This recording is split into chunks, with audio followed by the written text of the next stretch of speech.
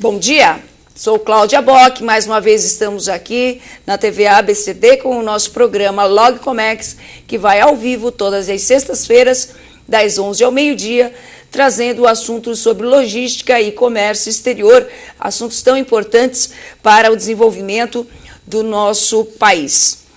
Eu gostaria de agradecer à TV ABCD por ter feito a cobertura do evento que eu promovi na Universidade Metodista nesta semana, que foi o 6º Encotec, onde a TV ABCD fez a cobertura de abertura no dia 29, quando nós recebemos um representante do Ministério do Trabalho e Combate à Pobreza Extrema, da presidenta Dilma.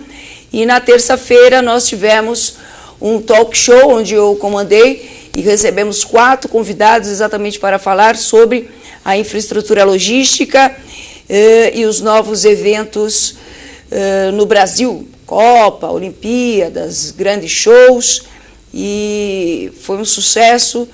Nós utilizamos um sistema de SMS entre os alunos da plateia com os convidados, foi uma coisa que deu muito resultado. E a TV ABCD esteve lá prestigiando, né, junto com o nosso programa Logcomex. Gravamos tudo e em breve o nosso telenauta terá a oportunidade de assistir a esse evento. Hoje, no nosso programa Logcomex, estamos recebendo o senhor José Geraldo Baião, que é o presidente da Associação dos Engenheiros e Arquitetos de Metrô, a EAMESP. Isso, senhor Isso. Geraldo, como prefere que eu o chame? Baião. Baião.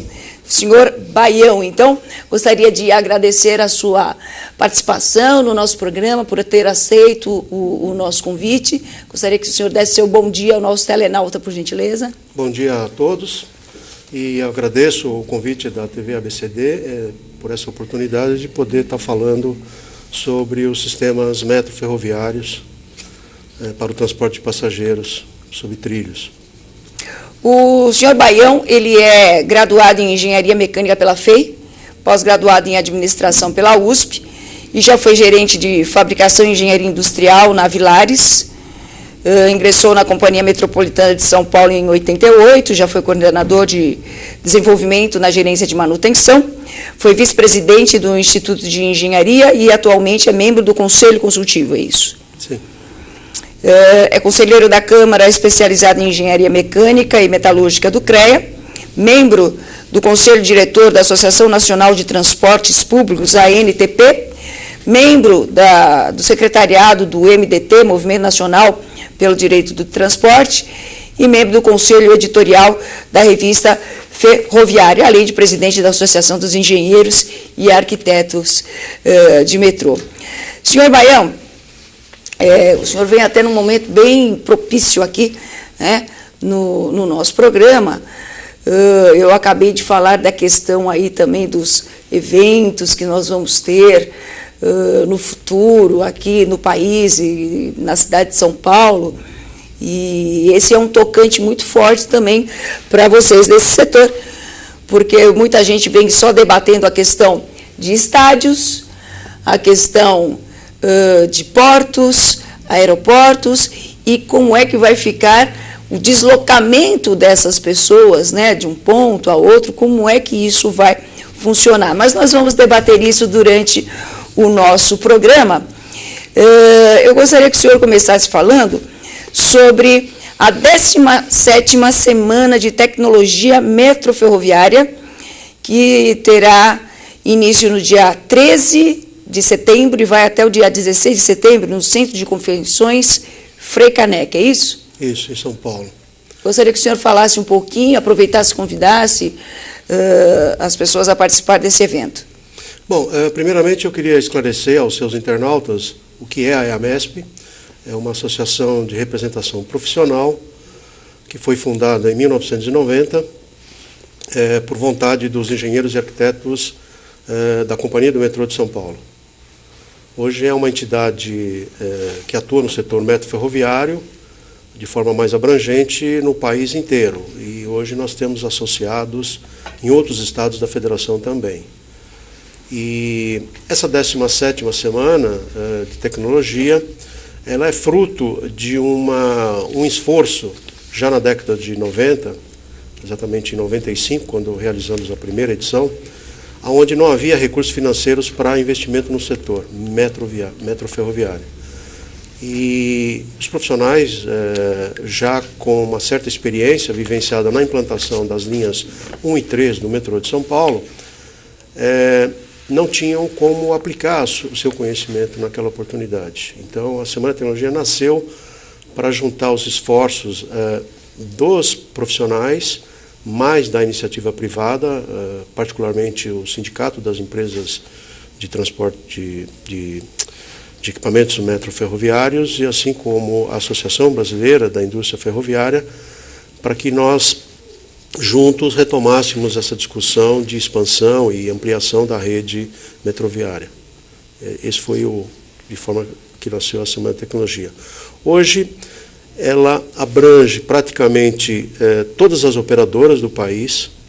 Ela atrai para esse evento, é um congresso de 3 dias e meio, onde participam os profissionais apresentando trabalhos técnicos, quer dizer, um intercâmbio de conhecimento, tanto das áreas de planejamento, operação, manutenção, construção, e assim como os dirigentes públicos, tanto locais, municipais, estaduais e do governo federal, que atuam no setor. Além da indústria, fornecedoras, as construtoras. E nesse evento também tem participado profissionais de fora do país, que também têm relação com o setor de transporte. Hoje nós vivemos um cenário bastante diferente do que tínhamos lá na década de 90. Então, além de discutirmos tecnologias aplicadas ao setor, também nós discutimos políticas públicas de interesse do setor, a integração dessas políticas públicas, que é uma questão muito importante. Então, não se restringe simplesmente ao transporte. A visão nossa não é só do transporte, de levar pessoas de um lugar ou de um ponto A para um ponto B. Existe toda uma abrangência nessa questão que nós procuramos tratar exatamente nessa Semana de Tecnologia. E a temática dessa semana é o futuro está nos trilhos, né? Os caminhos para o desenvolvimento. Eu, particularmente, sou uma defensora da utilização da malha ferroviária para o transporte de carga. Eu, como sou da área de comércio exterior e logística, nós sabemos muito bem qual a importância, qual é o diferencial, quais são as vantagens da utilização desse modal de transporte, tanto em termos socioeconômicos como ambientais, né? Então, eu sou uma defensora aí da causa. Queria que o senhor falasse um pouquinho aqui desse tema que foi escolhido, o futuro está nos trilhos, os caminhos para o desenvolvimento. Bom, nós também somos defensores e favoráveis à expansão não só da malha de transporte de passageiros, mas também da malha ferroviária no país, para o transporte de cargas e mercadorias. Nós temos um dado histórico do porquê nós estamos nessa situação hoje, que foi a opção pelo modelo rodoviarista, que foi adotado no século passado, e que fez com que a nossa malha ferroviária fosse gradativamente sendo destruída. Este talvez seja o termo mais correto. Foi deixada de lado, né? Nós chegamos a ter quase 40 mil quilômetros de rede no país. Quando se fez a concessão no final da década de 90, tinham 29 mil quilômetros operando. E hoje as concessionárias operam em torno de 12 mil quilômetros desses 29. Apenas 12 mil ainda? Para levar, né, hoje, majoritariamente, o transporte de cargas se resume a minério e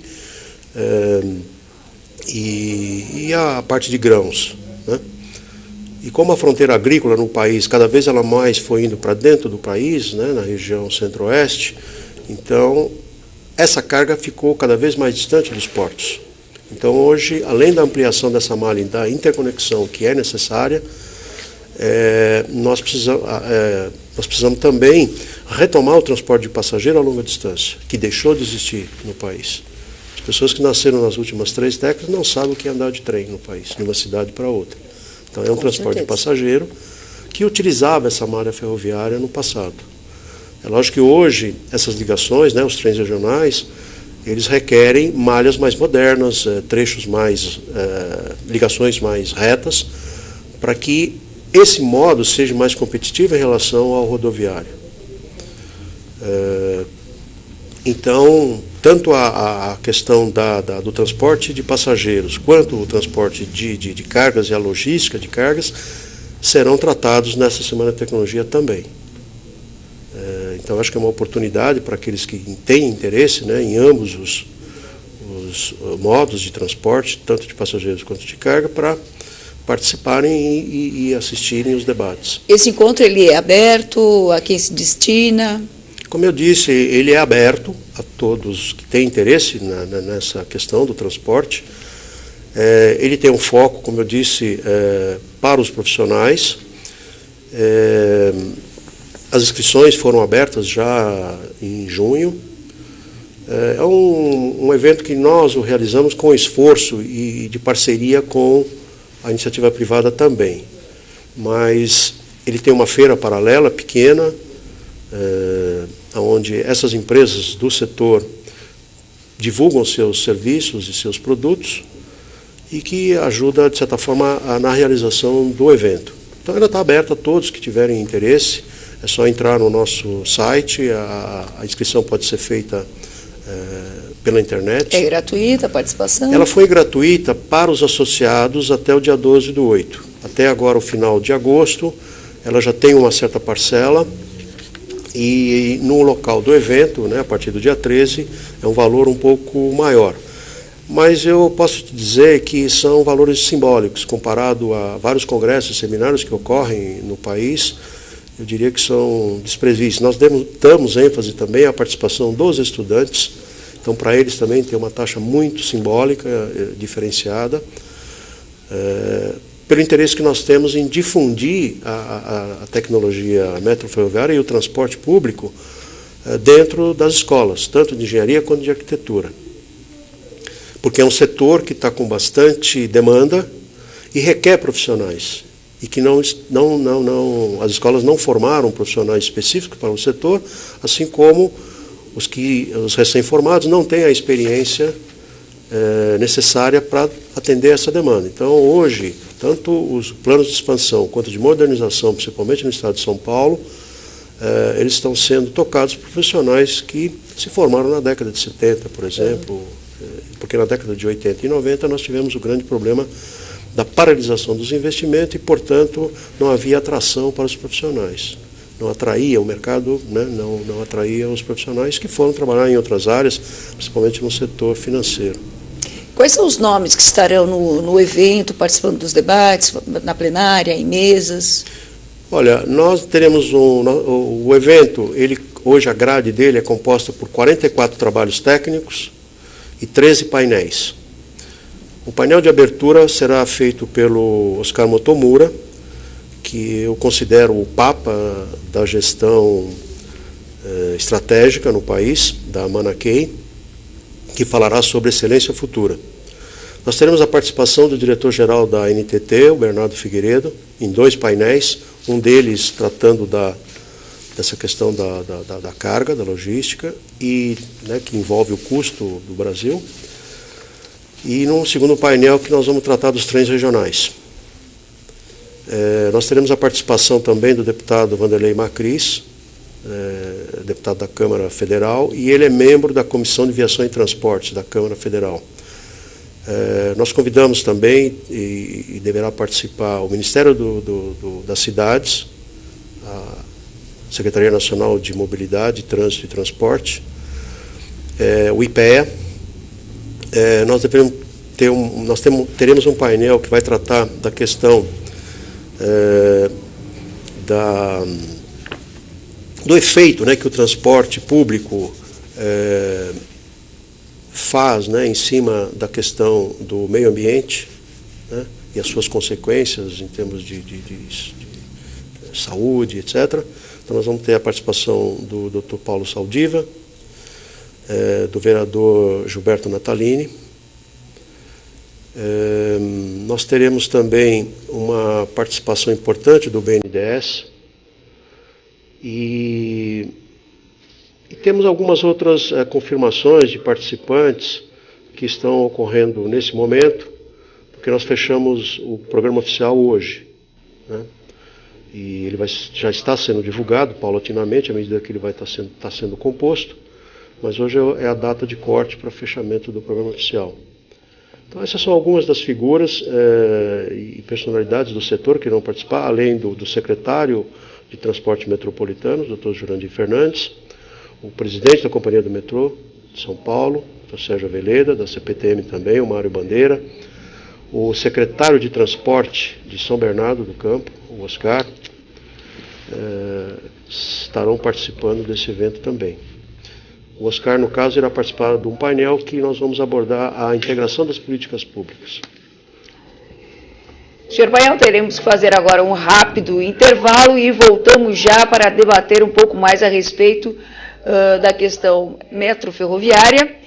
E eu vou lhe perguntar, o metrô chega no ABC ou não chega?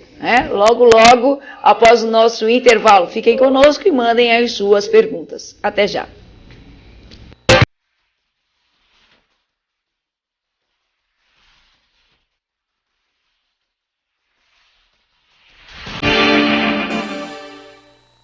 Colégio São Carlos. Estamos localizados em uma área privilegiada do Ruge Ramos, em um prédio com mais de 5.000 metros quadrados de área construída em 8 andares projetados especialmente para ministrar o melhor do ensino. Contamos com equipamentos e materiais didático-pedagógicos de última geração.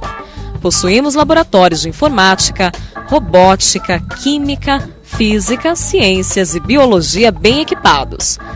Salas de multimídia e de artes, cantina, biblioteca, playground interno e externo, museu histórico e quadra poliesportiva.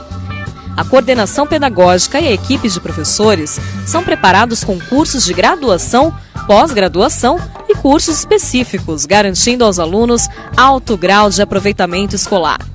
Colégio São Carlos, há 35 anos modificando gerações. Acesse www.escolasaocarlos.com.br. Vimbratel, a TV por assinatura para toda a família. Os melhores canais pelo melhor preço. Assine agora mesmo por apenas R$ 54,90 por mês durante 12 meses. E você ainda leva os canais Telecine por 30 dias. Isso mesmo, apenas R$ 54,90 por mês e canais Telecine por 30 dias. E tem mais, ligando agora, adesão grátis. Ligue para o número que está em sua TV e assine via Embratel. A TV por assinatura para toda a família. A Celtic Gestão em Benefícios é uma corretora com 10 anos de experiência e sólida presença no mercado. Oferece planos de saúde, seguros de vida, planos de previdência, planos odontológicos, PCMSO e gestão de benefícios em medicamentos. A Celtic dá completo suporte aos departamentos de recursos humanos das empresas clientes, faz movimentações cadastrais e reembolsos, entrega e retira documentos e oferece suporte técnico operacional. A Celtic possui outro diferencial, o Programa Saúde em Foco, que promove educação para a saúde, prevenção de doenças, gerenciamento de sinistralidade, saúde integral e qualidade de vida. A Celtic mantém parceria com o Ciesp Diadema para oferecer planos de saúde empresariais da Intermédica em condições excepcionais e exclusivas para pequenos, médios e grandes empreendedores. A sede da Celtic está em Santo André, na Avenida Doutor Antônio Álvaro 330. Entre em contato com a Celtic pelo telefone 4509-1738 ou pelo site www.celticsvp.com.br. Frequência Instrumentos Musicais. Tudo o que você precisa em som e iluminação profissional e instrumentos musicais você encontra na Frequência. As melhores marcas com as melhores condições de pagamento. Frequência Instrumentos Musicais, Avenida Imperatriz Leopoldina 127, bairro Jardim Nova Petrópolis, em São Bernardo do Campo. Próximo à Igreja Santa Filomena, na Marechal Deodoro. Telefone 4121-4455. Frequência Instrumentos Musicais.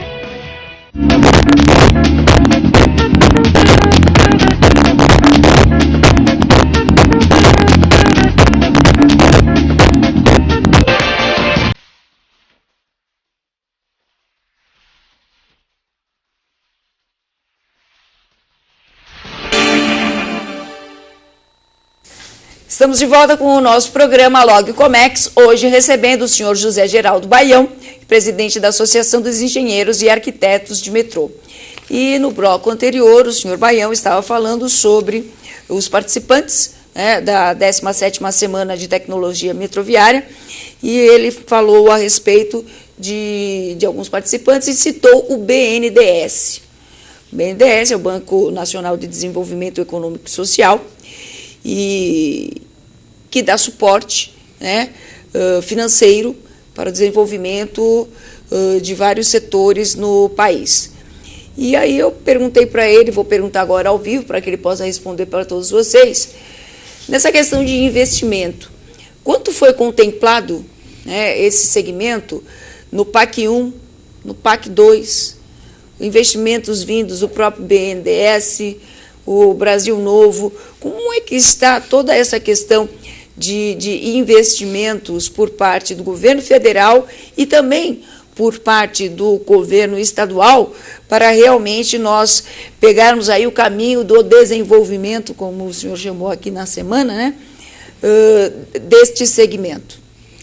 Com relação à participação do governo federal nos investimentos, ela é praticamente desprezível, muito pouco. Se nós considerarmos o PAC 1 e o PAC 2, estão previstos no orçamento para o ano que vem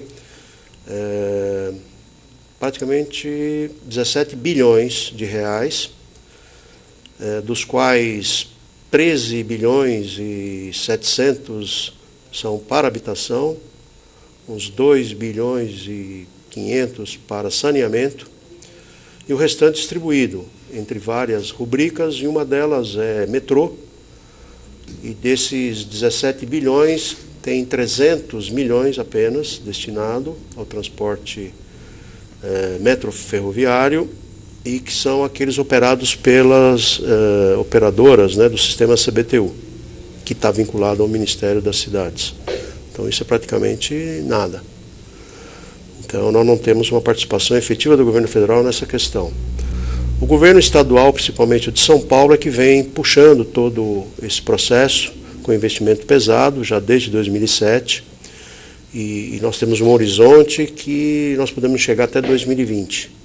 Então nós tivemos de 2007 até 2010, começando agora 2011, praticamente quase 20, 21 bilhões investidos no metrô CPTM, e teremos aí algo em torno de 27 bilhões aí para os próximos anos também. Por se entender que é um modo de transporte fundamental também para as cidades. Os sistemas sob trilhos, eles atendem demandas de média e alta capacidade de transporte, que o ônibus não consegue atender. E aí fica também uma discussão muito polarizada entre ônibus e metrô, ou trem metropolitano, ou de subúrbio, que são os de alta capacidade.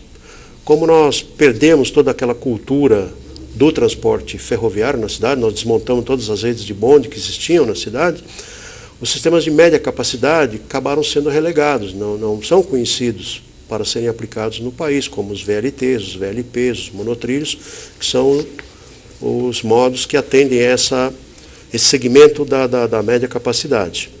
Então, hoje no estado de São Paulo já tem planejado, já está em construção, linhas de monotrilhos. Existem 3, uma já em construção, que é o prolongamento da linha 2 do metrô, indo para a cidade de Tiradentes.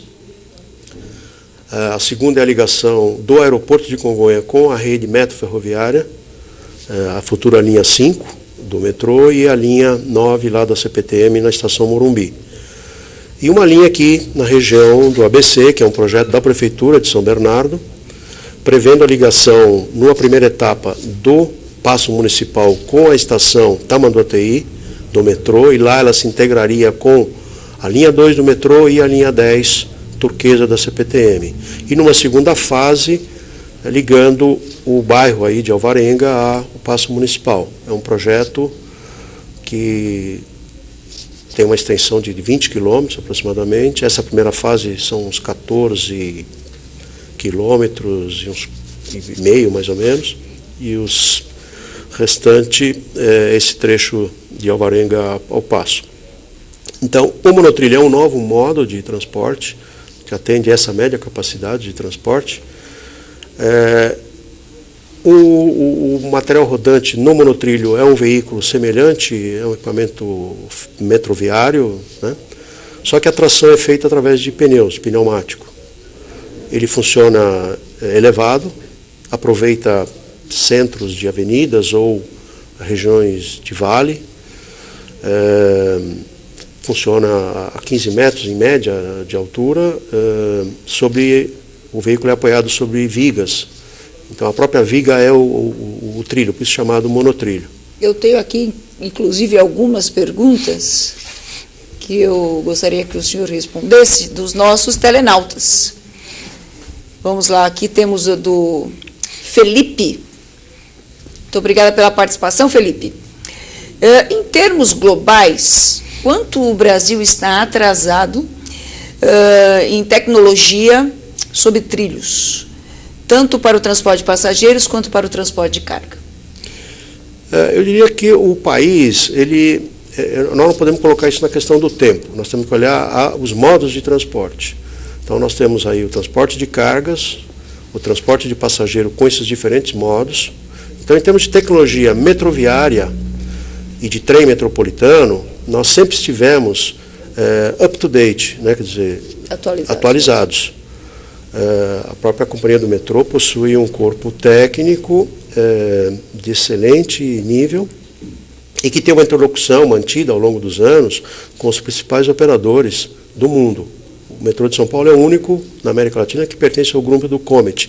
São as principais redes de metrô do mundo, com Londres, Paris, Madrid, Tóquio e etc. E também participa da ALAMIS, que é a Associação Latino-Americana de Metrôs e Subterrâneos, que é uma entidade que reúne os países da Península Ibérica de língua espanhola e língua portuguesa. E atualmente o metrô de São Paulo, o presidente da companhia do metrô, também é o presidente dessa entidade. Então existe essa interlocução e os profissionais sempre estiveram atualizados. Com relação aos sistemas de média capacidade, também, que são tecnologias semelhantes, e essa que está sendo introduzida em monotrilho, essa tecnologia vem sendo absorvida gradativamente, está sendo já aplicada na construção dessa primeira linha, que é o prolongamento da linha 2. O que, de fato, nós não detemos ainda a tecnologia do trem de alta velocidade, que é um projeto do governo federal, que nós somos favoráveis a ele também, nesse processo, né, de retomada das ligações a longa distância de passageiros sobre trilhos. E é uma tecnologia que precisa ser absorvida e depois desenvolvida no país. No transporte de cargas, eu diria também que nós não temos uma deficiência. Agora, é lógico, só existe desenvolvimento tecnológico e só existe valorização profissional, inclusive dos profissionais, quando você tem uma economia com recursos permanentemente sendo tocada. E eu acho que é essa busca que nós temos procurado trazer para o setor. Porque o setor de transporte, no nosso modo de entender, ele tem que ser, como qualquer outro setor da economia, ele tem que ter permanentemente recursos, tem que ter planejamento de longo prazo, projetos e planos, né, permanentes. Isso vem de encontro à pergunta do nosso telenauta, o Eduardo, obrigado pela participação. No seu ponto de vista, o governo tem planos para aumentar os investimentos? O senhor acredita que haverá aumento de investimento no transporte ferroviário? O governo estadual com certeza tem. Como eu disse, nós temos uma visão de longo prazo para o setor.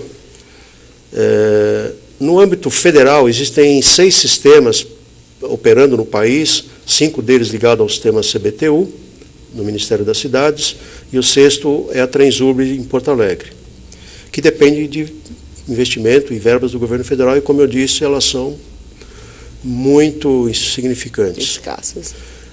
Nós temos 8 sistemas que são operados e pertencem aos governos estaduais e um do Distrito Federal, e temos 3 sistemas operando sob concessão com operação privada. Um é a linha 4, aqui em São Paulo, e lá no Rio de Janeiro, a Supervia e o Metrô Rio, que são concessões do final da década de 90. Todos, no caso dos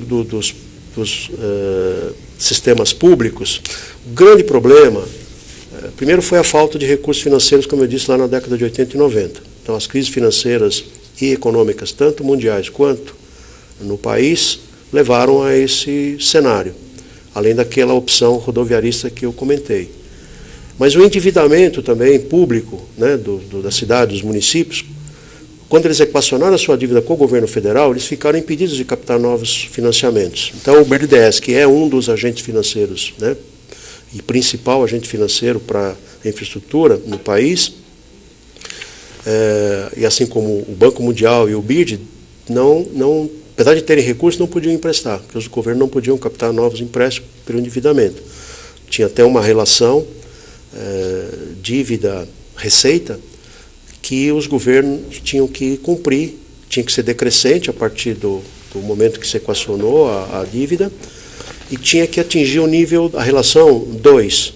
O governo de São Paulo só conseguiu atingir esse ponto em 2005. E hoje, segundo dados da Secretaria da Fazenda, esse número gira em torno de 1,5. Por isso que o Estado de São Paulo pôde, a partir de 2005, voltar a captar recursos no BID, no BIRD, no próprio BNDES, para investir na malha metroferroviária, é o que vem fazendo. Os outros estados, outras cidades, eles ainda estão nesse processo de equacionar a sua dívida. A Olívia, de São Bernardo do Campo, obrigada pela participação, Olívia. Ela pergunta o seguinte: em tempos onde se preocupa tanto com a questão ambiental, como as empresas responsáveis pelos projetos, né, que envolvem o transporte sobre trilhos tratam essa questão ambiental? Em geral, os transportes sobre trilhos, eles são movidos a energia elétrica. Então, utiliza, né, o que nós chamamos de energia limpa, diferentemente dos outros modos que ainda consomem combustíveis fósseis e que provocam poluição e etc. Então, eu acho que todos os sistemas sobre trilhos já têm na sua concepção essa preocupação de ser um modal menos... mais limpo, né? Mais limpo. Mas eu acredito que ela também pergunte em relação à abertura de novos caminhos, de novas malhas, que daí nós teríamos que estar cortando algumas regiões. Aí nós voltamos àquela questão novamente do planejamento. Quando a cidade cresce na frente e o sistema de transporte, ou seja, a política de transporte não é pensada junto com o uso e ocupação do solo e com a política de trânsito, nós temos esses desencontros. Nós vamos com um problema sério. Porque levar o transporte depois que a pessoa já está morando, normalmente as pessoas, os movimentos sociais, os movimentos pró-moradia hoje, têm seus pleitos atendidos na periferia da cidade, e moram cada vez mais longe do emprego. E as pessoas precisam do transporte diariamente, para emprego, para saúde, para o lazer. E se essas políticas não forem integradas e não forem pensadas juntas, a implantação do sistema de transporte depois ele fica mais caro. Então a intervenção, tanto subterrânea quanto na superfície, pelas interferências existentes na superfície, cruzamentos de avenidas, viadutos e subterrâneas, redes de água, de esgoto, de telefone e etc., vai tornar a implantação do sistema mais caro. E aí você tem que analisar essa questão da convivência, quer dizer, qual é a inserção desse modal naquele meio ambiente, né? Quer dizer, não só o impacto visual, mas também o impacto ambiental como um todo. Nós sofremos muito aqui na região com a implantação aí do Rodoanel, que levou quase 20 anos para ser efetivado e ainda está em processo, né, contínuo aí de elaboração, exatamente por questões ambientais, né, foram um dos maiores entraves que nós tivemos aí para que efetivamente o Rodoanel ele decolasse, né? Então acredito também que a questão seja norteada por aí, por esses impedimentos que ocasionalmente, vamos usar uma palavra bem feia, mas atravancam o progresso, né? Vamos fazer um breve intervalo, voltamos já com o senhor Baião. Fique conosco, continue encaminhando aqui as suas questões. Obrigada.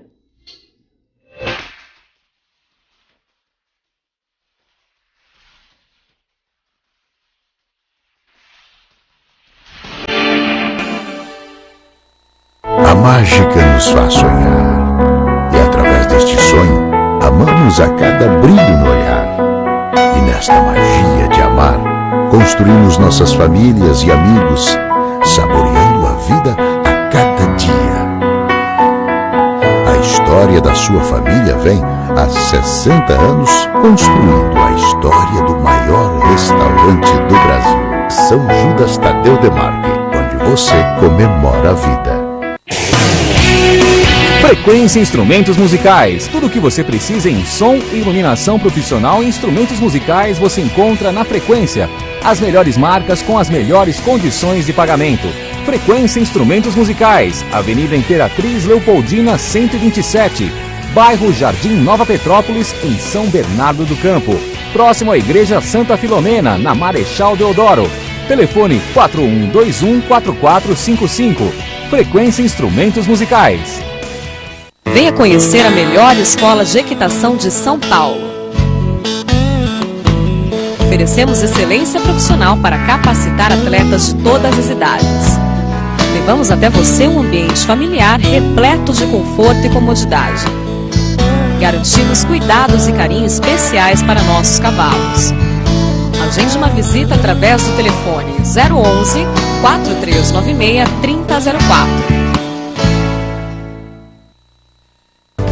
Tecnologia, criatividade, inovação, qualidade, segurança, confiabilidade, logística, satisfação, responsabilidade, lucratividade. A Steroc é reconhecidamente um dos principais fabricantes de ferramentas para perfuração de rochas. Os seus produtos são desenvolvidos e testados sob as mais variadas e severas condições, com alto desempenho. Uma estrutura adequada, flexível, altamente produtiva e especializada garante a qualidade na fabricação de seus produtos. Para a Steroc, a satisfação do cliente está em primeiro lugar. Steroc. Explore a qualidade.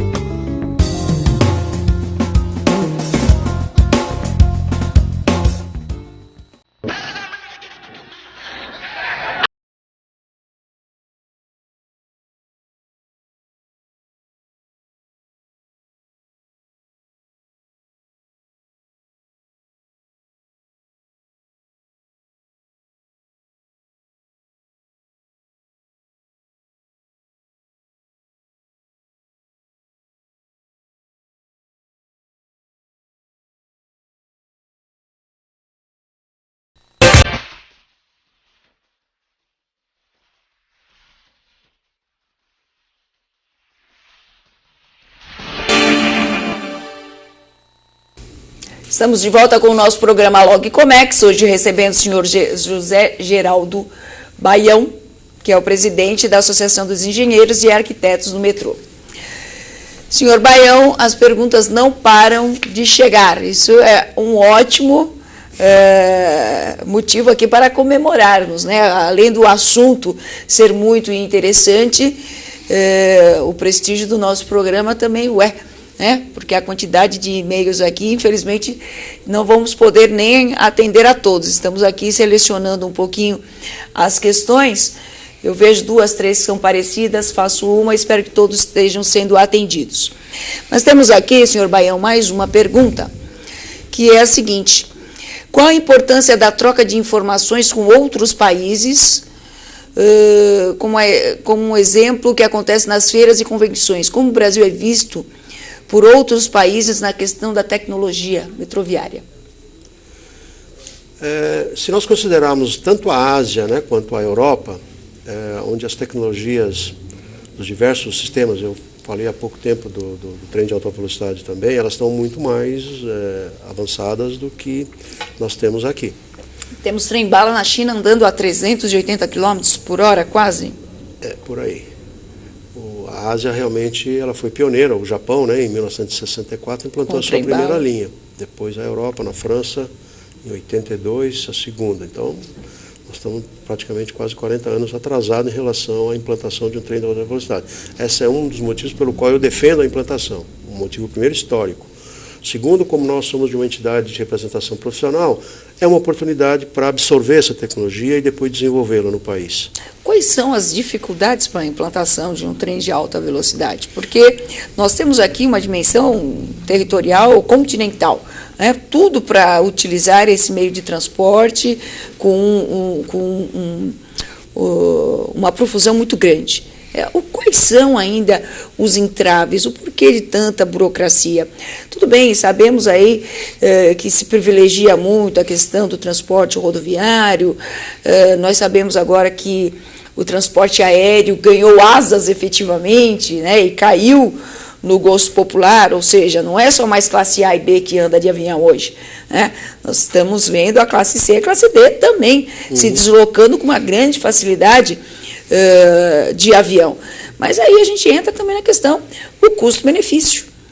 Eu não vou entrar no mérito da questão do projeto da ligação Campinas, São Paulo, Rio, e do modelo, né, de concessão que está sendo da licitação que já vem sendo adiada, e o governo agora deve mudar um pouco o modelo, porque aí tem uma razão, uma questão de engenharia financeira e de interesse, né, que envolve a participação privada, e então a questão não é muito simples assim. Restringindo a questão da implantação em si, esse atraso que nós temos, um dos primeiros motivos é aquele da questão cultural. Quer dizer, nós deixamos de ter o transporte ferroviário de passageiros no país. Então as pessoas estão acostumadas só a andar de automóvel ou ônibus, ou agora de avião, por conta da queda das tarifas, etc. Mas, porque elas não estão acostumadas a sair da cidade e se deslocar de trens. Esse é um problema, nós temos que fazer um resgate cultural. Hoje, qualquer fim de semana prolongado de São Paulo, as pessoas perdem, às vezes, 1 hora para sair da cidade e chegar à rodovia. E o retorno à cidade, depois do feriado, é catastrófico também. Isso não ocorreria se nós tivéssemos a opção, de, eventualmente, sair da cidade de trem e ir para qualquer, né, região, seria um trem regional, não necessariamente um trem de alta velocidade. Então, a questão do deslocamento passa pela retomada desse processo do transporte, mesmo regional. Eu acho que esse é um problema, é um entrave. A outra é a própria questão, né, dos interesses econômicos dos modais hoje disponíveis, tanto a aviação quanto... Sim, o lobby é muito grande junto ao governo federal. É grande. Agora, as pessoas não medem a questão do tempo também. O automóvel até 200 km, por oferecer até um grau de liberdade 100%, é o transporte porta a porta, ele é economicamente viável para distância até 200, 250 km. O trem de alta velocidade ele passa a ser, a partir dessa quilometragem, até 500, 600 km. Ele é muito mais econômico que o avião. E o avião, a partir desse 600 km, ele passa a ser, então, mais atrativo. Hoje, se você comparar esse trecho que está previsto implantar São Paulo, Rio de Janeiro, a viagem será feita em menor tempo, porque as pessoas não levam em conta o tempo que ela tem que chegar no aeroporto antes, fazer o check-in, ir para a sala de embarque, esperar. Isso se o avião sair no horário. Exato. Tem a questão das condições climáticas, etc., se fecha ou não o aeroporto, tanto na origem quanto no destino. Depois tem o desembarque, espera pegar a bagagem, etc., depois pegar um táxi, enfim. E com o adensamento do uso dos aeroportos, cada vez mais se perde tempo nesse processo todo. Hoje se gasta muito mais tempo no embarque e desembarque do que na própria viagem em si, se você considerar viagens com distâncias em torno de 1.000 quilômetros. E a Brasília hoje é um caos, por exemplo, ou ao Rio de Janeiro pela ponte aérea também. Então, essa falta da alternativa que é a questão cultural. A outra questão eu acho que é financeira, e como nós não temos as malhas operando, então tem aquele pessoal que fala assim, não, então por que vamos colocar tantos bilhões nesse modal e não fazemos trens regionais ou metrô, sei lá o quê. Mas essa é a história, né? Quer dizer, se eu tenho dinheiro, eu tenho que aplicar em alguma coisa que tem que ser feita, e não ficar dizendo, olha, com esse dinheiro eu faria isso, faria aquilo, porque na realidade não se faz nada, nem aquilo nem isso, entendeu? Eu me lembro de que até pouco tempo atrás existia, se eu não me lembro, se eu não estou enganada, o trem de prata que fazia São Paulo, Rio de Janeiro. Como é que funcionava esse... Então, ele operava num trecho de uma ferrovia muito antiga. Então, tecnologicamente, tanto o material rodante quanto a via permanente não ofereciam condições para uma velocidade maior. Então, era um trem que saía de São Paulo, isso já no seu fim de operação. Ele era uma frequência noturna, que saía à noite e chegava no Rio de Janeiro de manhã cedo. Quer dizer, uma viagem de praticamente, 8 horas ou 7 horas. E aí você tinha problemas de manutenção, às vezes, que ocorriam. Quebra ou ao longo da via que, de repente, a viagem não se concluía. Então, o usuário começou a deixar de usar esse sistema, pela falta de confiabilidade. E o custo também era muito elevado, não é isso? Eu não me lembro exatamente, porque teve um transporte mais regular, com frequências diárias nesse trecho. São Paulo, Rio, e era uma alternativa para se chegar também a Belo Horizonte, porque antigamente não existia ligação rodoviária São Paulo, pelo Fernão Dias, com Belo Horizonte. Você tinha que ir para o Rio de Janeiro para depois fazer uma baldeação em Barra do Piraí para ir para Minas Gerais. Isso até o início da década de... meados da década de 60 ainda era assim. Mas no final da década de 60 que começou então a construção e a pavimentação da Fernão Dias. Mas esse trem de prata já é uma coisa mais recente, parou de circular tem o quê, uns 2 anos? Não, mais. Mais? Trem de prata eu acredito que tenha, acho que mais de 10 anos que ele parou de... Mas ele não tinha sido reativado, então, ele fez ele parou, novas aí foi reativado na década de 80, e ele parou acho que no início da década de 90, então tem muito mais de 10 anos que não se opera mais. E ele tinha um apelo assim muito mais, como existem hoje alguns trechos sendo operados com trens turísticos, não tinha um glamour, um certo... Então as pessoas achavam muito interessante embarcar à noite, tinha os carros leitos, então era uma ativa mais confortável, né? Então não resta dúvida que se deslocar de trens, né, por exemplo na Europa hoje, é muito mais confortável do que pegar um avião. Temos uma pergunta aqui da Carla. E o metrô no ABC? O metrô no ABC, quando ficará pronto? Deixa eu tentar entender aqui a pergunta da colega. O metrô no ABC, quando ficará pronto e por que demorou tanto para ser feito? Essa é a pergunta da Carla. Bom, na realidade, nós não vamos ter um metrô, nós vamos ter uma ligação em monotrilho, como eu disse, que é um outro modo de transporte aéreo, e que está planejado, é a linha 18 Bronze, pela Secretaria de Transporte Metropolitano, mas é um projeto, na realidade, que o estudo dele nasce pelo município. São Bernardo do Campo é que fez o primeiro estudo e, através do BNDES, da própria CBTU, etc., vai trazer recursos num convênio junto com o Estado, porque o Estado tem essa experiência para implantar o sistema. E se isso de fato, né, for contratado, ocorrer como planejado, essa ligação